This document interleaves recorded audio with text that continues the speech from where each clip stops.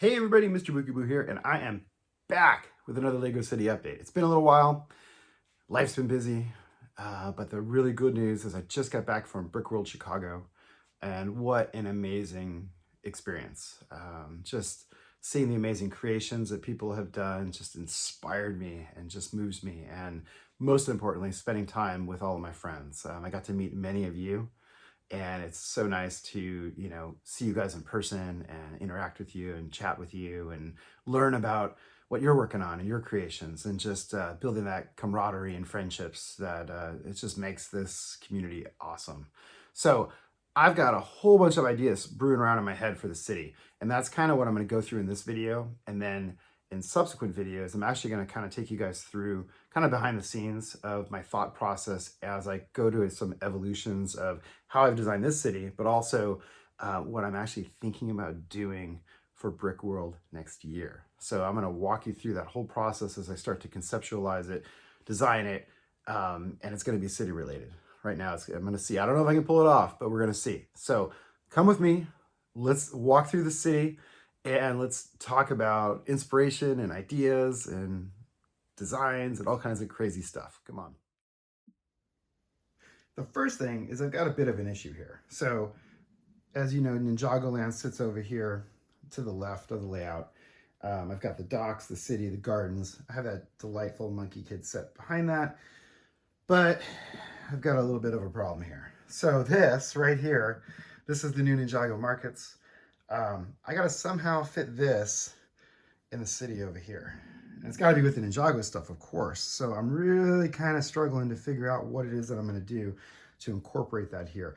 My fear is that as much as I love the Monkey Kid set, that may have to go. I might have to take it out for now. And then I might have to rearrange these even a little bit more, because this isn't, as you know, the docks is like 1.5 base plates. The new market set is actually 2 base plates. So I might have to actually shuffle these over a little bit. It'll fit. I can go 3 base plates across, but I'm going to have to redesign this area. It's going to be a little tricky, but that's going to be for another day. So if you guys have ideas, if you've built the markets, let me know what you think. If you have thoughts or ideas on what should go where. I'm thinking the taller buildings maybe in the back, the smaller ones in the front, but again, that won't quite work because the docks are 1.5 base plates and the market is 2 base plates, and so that's going to be way too much. It's going to hang off the edge here. This is only 30 inches, so it's 3 base plates across. I might have to put the market behind the docks or vice versa. I don't know. We're going to have to see. It's going to be interesting. It's going to be fun. And I need to also, I have the light kits for these remaining sets. I got to get these lit up because I need to kind of finish off the city, you know. So that's the first thing we're going to look at. Looking at the other side of the city, again, not much has changed over here. I'm quite happy with how this has turned out. Although one thing that I noticed at Brickworld is just the splashes of color. And so that's something that I'd really like to do more of as I kind of, tinker in this area and make little changes. Particularly this upper market area up here with these small mini modulars, like I like to call them. Maybe just some more splashes of color with the trees, like kind of like you see with these trees here, which you can't even, this giant tree in the middle kind of obscures the all the other colorful trees behind it. But I feel like just color is really what makes things pop. And as you kind of get the bird's eye view here of the city, you can see how even looking at all the buildings beyond here, my eyes are just constantly drawn to the splashes of color in the front. And so I'm thinking perhaps, more of these larger trees, replacing some of the green ones with just more different colors, adding trees even in the background here, maybe, in the corners over here. Certainly up here, I want to add a lot more trees in this area with, again, different color, just different types of trees, different techniques. Just kind of this constant evolution of small details, because a lot of the city's mostly built out, as you see, especially here.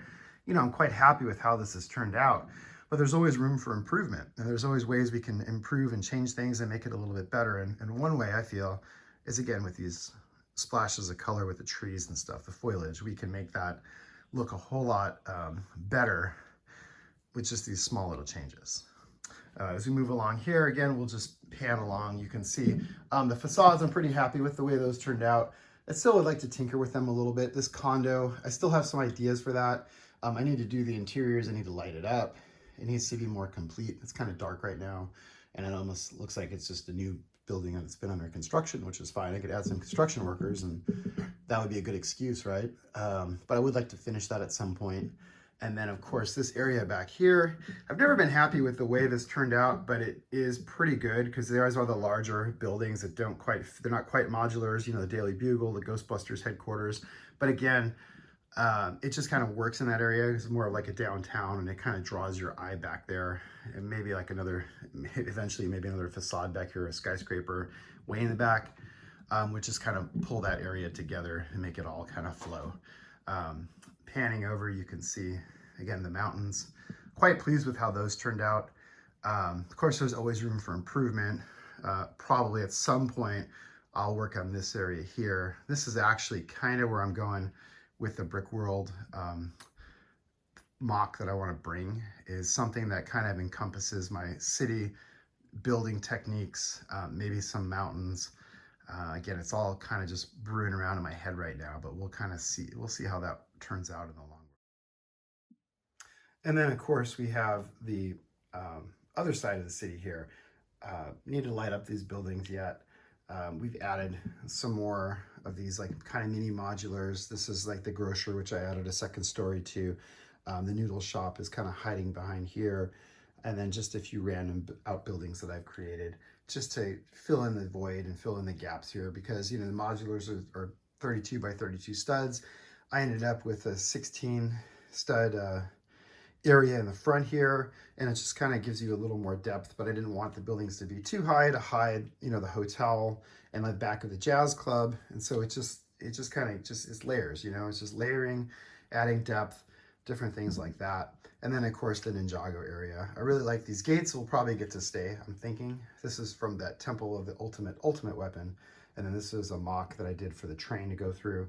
The Monkey Kid set, as I mentioned, it's probably gonna go. It's a great display piece, so it may just sit on a shelf. It may go over on the shelves over here, you know, somewhere on display back here. So you can actually maybe even kind of see it from the city or from this angle viewpoint. So it may be like a part of it, but just a separate part of it. And then of course, this area is gonna get a complete overhaul with the market coming into play. I need to build that set. I'm hoping it looks like it's a fun build. It looks like it's got some good open space as well. So it would be a good front building to kind of sit in front of things so that whatever's behind it won't get lost, you know, as opposed to like the gardens or the city, the original Ninjago city, where it's this big monolith and you can't really, you know, see beyond it. So I do have in this area, so starting from here with the canals, I can always kind of shorten these a little bit, but it's roughly, this isn't quite a half of a base plate, but it's one base plate. This is another like strip in the middle. So this, between these is like 1.5.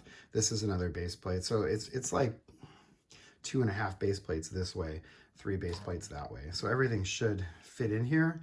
It's just going to require some, you know, finagling and stuff. What I'll probably do is rip these out and then take a look and see what the space looks like and rearrange them around on the floor and see what looks best. So it'll be fun. As I say that cautiously, as I'm not sure what exactly it's going to turn out to be, but we'll see how it goes. And then of course, last but not least, we have the mountains. Again, from this perspective, this is kind of like the kid's eye view. So if you're looking at it as what a kid would see, they would look up and see, you know, again, the modulars stacked with the layers, with the mountains beyond that. The mountains to the right over here, these are much larger. And again, these, I'm really happy with the texturing that turned out. With these, this is my first time kind of using not just dark bluish gray, but also some light bluish gray. And of course the snow at the top, which gets washed out with the white walls, but kind of a fun thing. And then of course the Heavenly Realms in that middle one right there, that was something that I was quite pleased with how that turned out. Just a fun way to incorporate, you know, a set that might just be a display piece on a shelf somewhere, but kind of including that in the city. It's just as another way to, you know, to enjoy that. And then of course we get into these are my old original mountains. I'll probably never tear this one apart over here. That's the first one I built. I just don't have the heart to do it.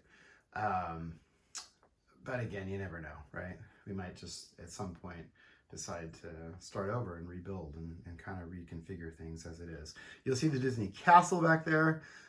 For now, I know we're getting a new one. The new one looks spectacular. I really like the old one.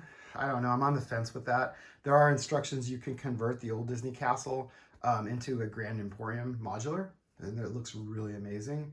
And so that's an option if I really want to get the new castle. But for now I'm going to try to be good and just enjoy the castle that I have. And then that's pretty much it for now.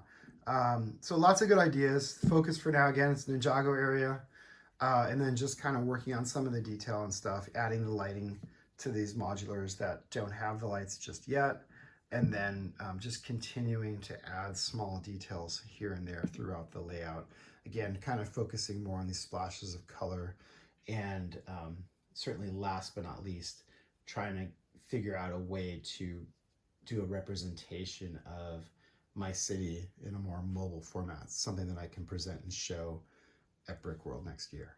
So thanks for watching. Make sure you subscribe because I'm going to be cranking out a lot more content over the next several months, especially as I work on that MOC. And I appreciate you guys. You guys are awesome as always. And I'll be back soon with more content. Take care. Bye.